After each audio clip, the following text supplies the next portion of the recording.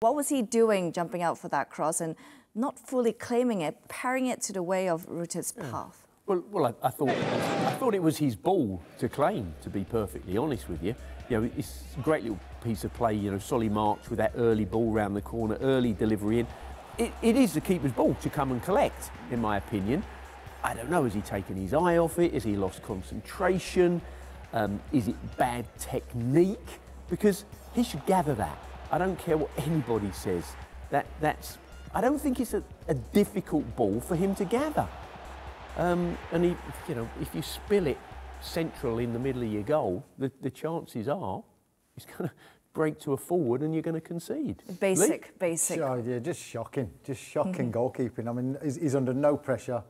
The ball's, I mean, it's just really bad goalkeeping. It's basics. He's got two hands on it, and for some reason he catches part of probably the heel of his hand and bounces out, and it's an easy chance. It's just really basic goalkeeping. Not to take away the moments that Onana has actually saved Manchester United a few times, but he has that mistake in him that has cost the team before, this being one of it. There may be a shout perhaps that maybe Altay Bayındır should be given a chance in the league for a couple of games. Yeah, possibly. I think we saw more of these sort of schoolboy errors, if you like, from Onana.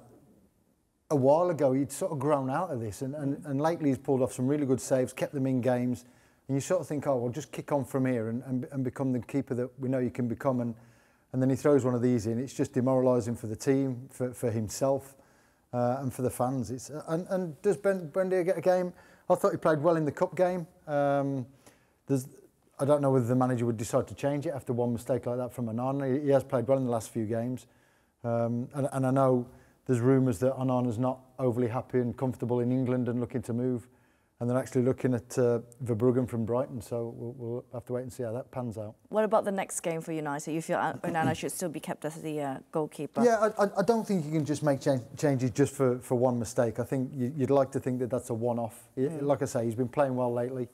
You'd like to think it's a one-off and he'll put that behind him and get on with it. Gary, do you think Altay should be given a chance against Fulham?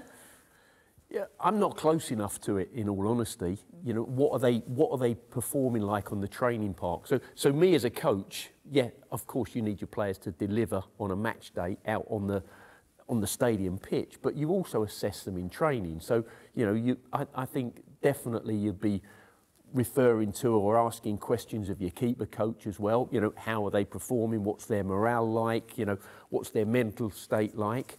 But ultimately, they get judged on the pitch. And we were coming in here tonight, and I was talking with Lee about it, and against Southampton, Onana made an unbelievable double save, yeah. Which you go, that is like exceptional goalkeeping, but it kind of means nothing when you don't get the basics right. And we spoke to Joe Hart as well, who's been in here in recent times, and he was, you know, I was saying that goalkeepers these days tend to parry, to punch, to push it away, and not enough of them, in my opinion, look to catch the ball. And it's almost like it's a dying art for goalkeepers, actually catching a football, which I think is the #1 basic. Well, let us know that on Stadium Astro if you feel that Andre Onana should be dropped for the next game and someone else be given the opportunity between the six for Manchester United.